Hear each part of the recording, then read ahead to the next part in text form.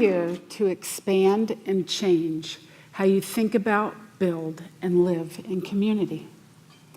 Actually, I owe this to you because in my life, community has changed and affected me in more ways than I could count.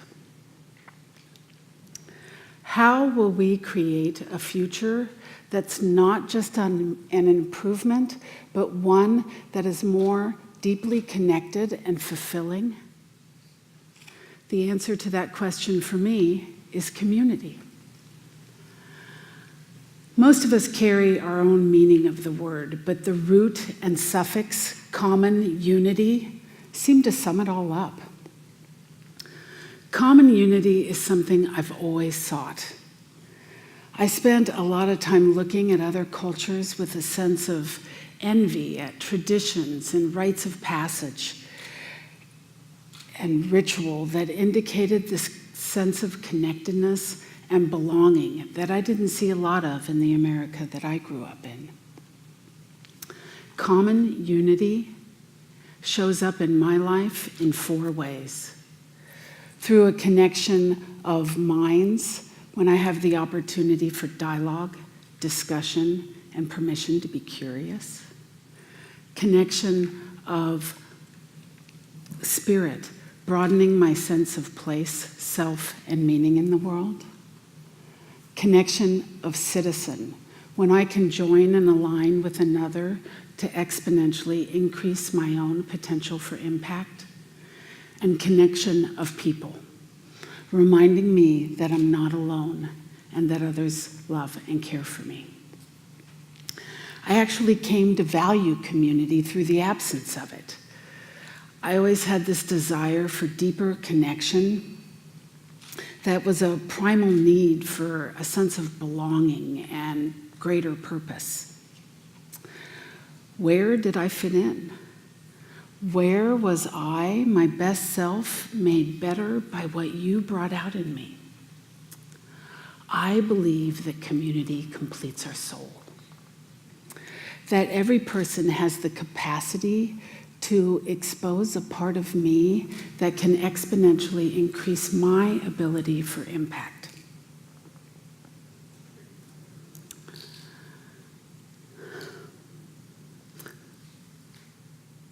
I was adopted at birth and raised by 2 people that gave me a phenomenal foundation of love in my life.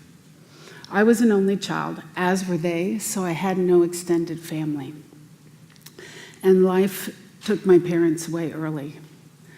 My dad died when I was 9, and my mom got terminally ill when I was 13, and then I became her primary caregiver, and she passed away when I was 18.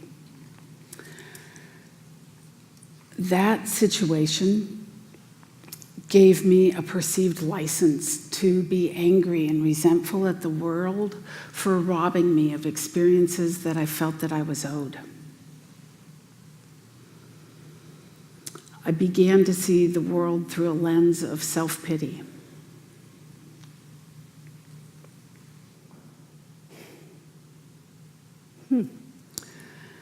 So I realized one day, I'm 29 years old. I've been sober for a year, and I'm at a friend's house, and house sitting, and after a relapse and a rather rough time trying to get back together, I decided I was ready to try again. So she had a pool in her backyard, and I'm at this pool, and I'm floating on the pool, and just asking myself, how do I want to be in this world? Do I want to be in this world? And I knew that there was an answer other than self-pity. And the answer came to me almost like this spiritual awakening. I was floating on the pool. The sun was really hot, the water cool, and tears were just streaming down my face. I was asking, what was I doing? On my own, I'd lived in the streets. I had gone to drinking establishments to find my friends. and I had been in the backseat of a police car more times than I'd care to mention. And then, all of a sudden, I got this glimpse that every time I had gotten to the other side of loss, grief, or loneliness, I had done so with the support of others. Every time I came to realize my potential to be more or become more was when I was part of something that was bigger than me.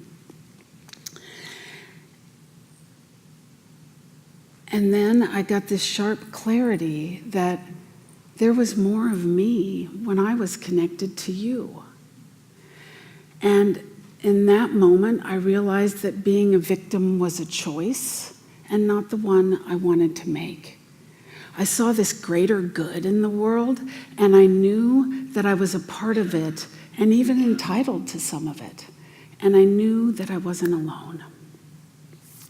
So even sometimes when you are alone, and then you meet someone else that's alone, there's this sense of instant togetherness. You have this opportunity to transcend from me to we. And this we becomes a we of greater caring. And I believe it's the perfect place for community building to start. I found my community in a lot of different places. Some of them were as traditional as a church or as unorthodox as a mafia bar. As conventional as a 12-step meeting, or as raw as a support group for rape victims.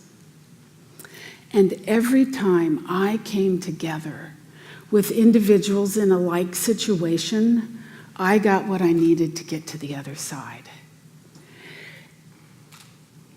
Every time I joined in community, my situation was normalized and almost okay. As a parent, I have made community of the utmost importance for a family value for us. Because I didn't have family, I wanted to make sure that it was a core value where our decisions were made from. And we even expanded our definition of family and invited in exchange students to our home. And we had one from Brazil and one from Lebanon, and they are brothers to my boys now and part of our family. And at one point, we created this intergenerational program where adults were matched with kids, and relationships are still in place today from that. Community can be family. And for those of us who had a dysfunctional or unhealthy family, creating community can be a better way to know family. Even though some of us don't or won't, we are wired to connect through all life species. Researcher and author Margaret Wheatley states that the instinct of community is not peculiar to humans. It crosses all life forms, from microbes to the most complex of species. Through our biological roots, we are wired to be more than isolated individuals. So, how do you build a community? Where do you start? I want to suggest first that you recognize that you're part of a community. Your family, workplace, schools, past and present.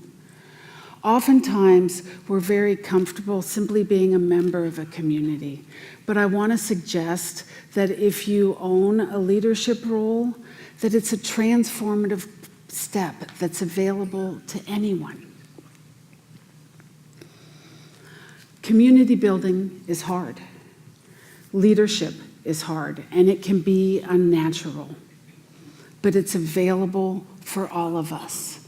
There were times when I was needy that I thought I was building community, but really I was trying to fill this hole inside of me.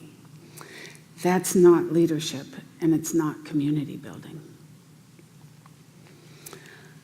Before I could build community or recognize my own potential as a leader, I had to be my own community. I had to know who I was and what my passions were, and I had to not need you to complete me. And only when I spent the time to learn what I cared about was I able to ask you to join me. In my work, I'm fortunate enough to spend time with hundreds of leaders. And one thing I've noticed in their quest to make a difference is that they all do it different.